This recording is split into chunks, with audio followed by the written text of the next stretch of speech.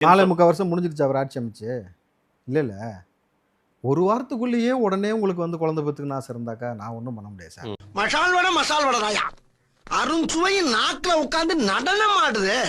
சேகர் பாபு எதுக்கு அழுதாரு? அவங்களுடைய தலைவரை கொளத்தூர் மக்கள் தோற்கடிச்சிட்டாங்களேன்னு வருத்தப்படுறேன். குறிப்பா திமுக தொண்டர்களுக்கு ரொம்பவே ஒரு எமோஷனலான உணர்வுபூர்வமான ஒரு தருணமாக பார்க்க முடிகிறது. இல்ல நீங்க அழுவுறீங்க. இல்ல சார், இல்ல கண்ணு கலங்குது. அழுவல சார். இல்ல வந்துடுச்சு.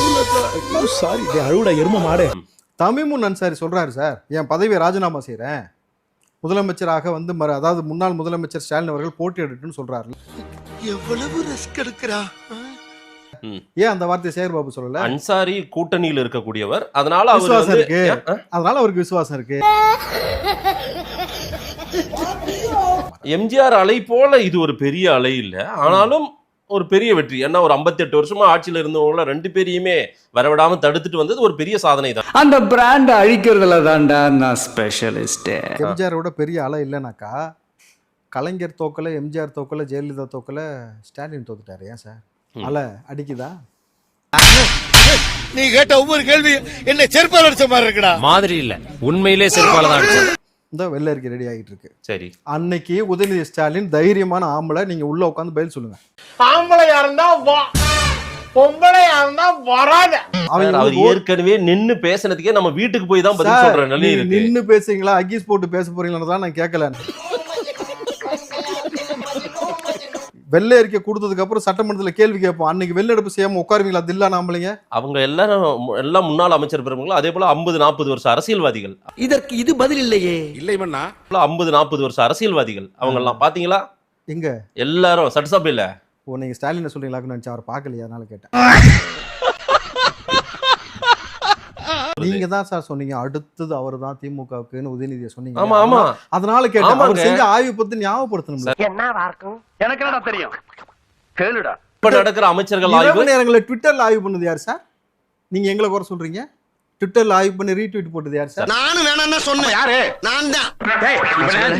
ஐயா ஸ்டாலினோடவே மோதுறது, எம்எல்ஏ கூட இப்ப இல்ல, அவரோடவே நீங்க மோதுறது, திமுக தலைவரோடவே மோதுறீங்க. பெரிய மனுஷனா நாங்க பார்த்தோம், அதையும் பார்க்க வேணா நீங்க சொன்னீங்கன்னா பார்க்கல.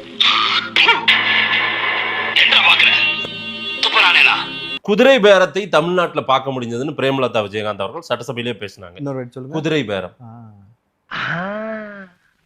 மீது உண்மையிலுமே ஒரு மரியாதை இருக்கு. சரி, புரியுதுங்களா? நேத்து கூட ஒரு மேட்டர் சொன்னாங்க, அது கவனிச்சிங்களா?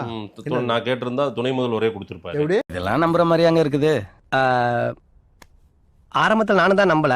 இது வந்து ஒரு சினிமா மோகம் கொண்ட இன்ஸ்டாகிராமால் மக்களை வந்து மூல செலவு பண்ணி குழந்தைகள் எல்லாம் வந்து தவறா பயன்படுத்தி ஓட்டு வாங்கி ஜெயிச்ச ஒரு ஆட்சி இது.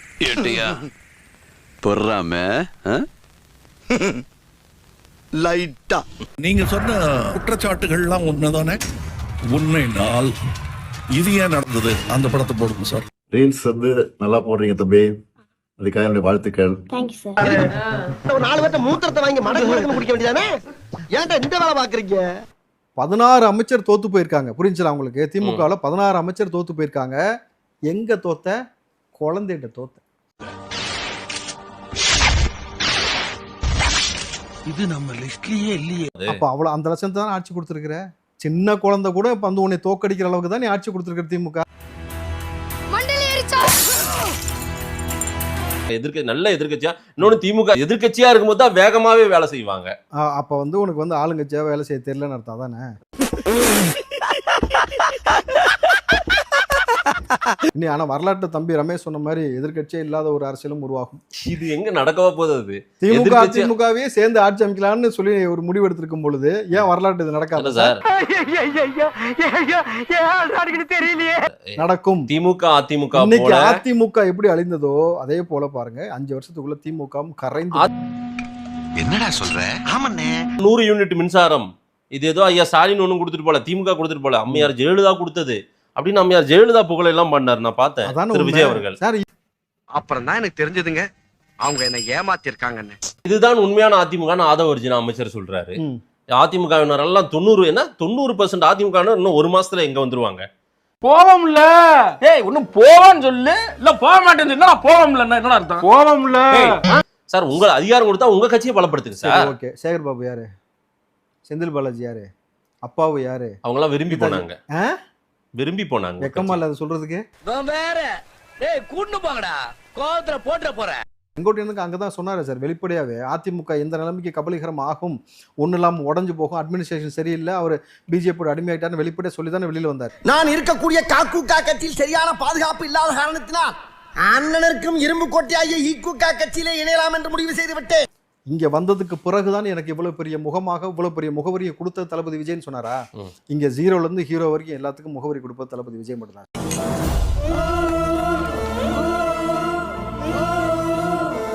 அதிமுகவினரை கயிறு கட்டி இழுக்கிறதா இப்போ உங்களுடைய பெரிய ப்ராசஸா? அவசியம் இல்லை சார். அதுதான் உங்களுடைய ஹோம். நல்லாட்சி கொடுக்கறது எங்களுடைய வேலை.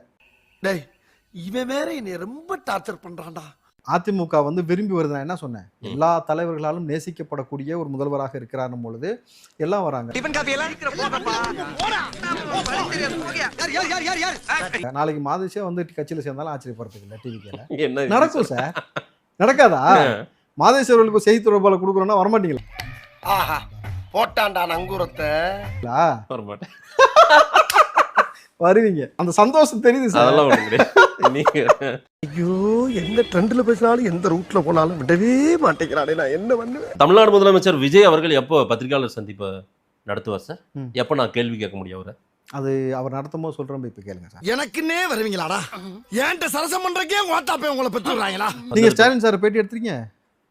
நான் கேள்வி கேட்டிருக்கேன் அவர்கிட்ட. பத்திரிகையாளர் சந்திப்புல கேள்வி பேட்டி கேட்டிருக்கேன். எடுத்திருக்கீங்களா? பேட்டி எடுக்கல, கேள்வி கேட்டிருக்கேன். This is an unwanted statement irrelevant to the current situation. இது மரபு சார். அம்மையா ஜெயலலிதா வந்து அவங்க கூட பேசிட்டு போயிருக்காங்க, நீங்க ஏன் சார் பேச மாட்டேன், கேட்கவே மாட்டேன்ற, ஒண்ணுமே சொல்லாம கடந்து வர.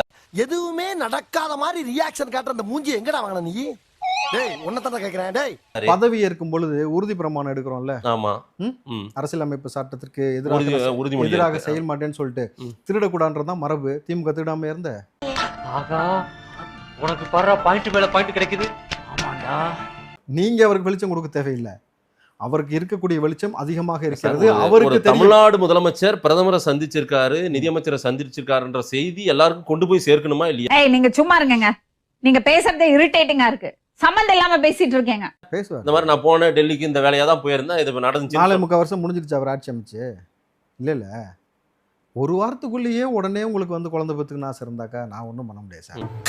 நான் ஹீரோவாக வேண்டிய சீன்ல இவன் ஹீரோ ஆயிட்டு வில்லத்தனமா டைலாக் பேசுறான். ரொம்ப ஸ்ட்ரிக்டா இருக்கும். தளபதியுடைய ஆட்சியில தப்பு யார் செஞ்சாலும் தப்பு தான், யாரா இருந்தாலும் தூக்கிடுவாரு. அதுல எந்த மாற்று கருத்து பொழுது புதுசா சில அதிரடிகள்லாம் நடக்க போகுது நிறைய சார். புதுசா இன்னும் நிறைய பேர் புது கட்சி எல்லாம் தொடங்கிட்டு வரப்போறாங்க, வரட்டும் அப்படின்றாங்க. அப்பெல்லாம் இன்னும் அதிரடி காட்சிகள்லாம் வரட்டும் சார். வரட்டும். இன்னைக்கு அடிக்கிற அடியில மூஞ்சி முகரையெல்லாம் பஞ்சர் ஆயிரணும். மக்கள் விரும்பக்கூடிய முதலமைச்சரை தாண்டி இருக்கக்கூடிய அரசியல் கட்சி தலைவர்களும் பிற மாநிலத்தில் இருக்கக்கூடிய முதலமைச்சரும் விரும்பக்கூடிய ஒரு முதலமைச்சராக தளபதி விஜய் இருக்காரும் பொழுது கான்ஃபிடண்டா இருங்க. நல்லா இருப்போம், நீங்கள் நல்லா இருப்போம்.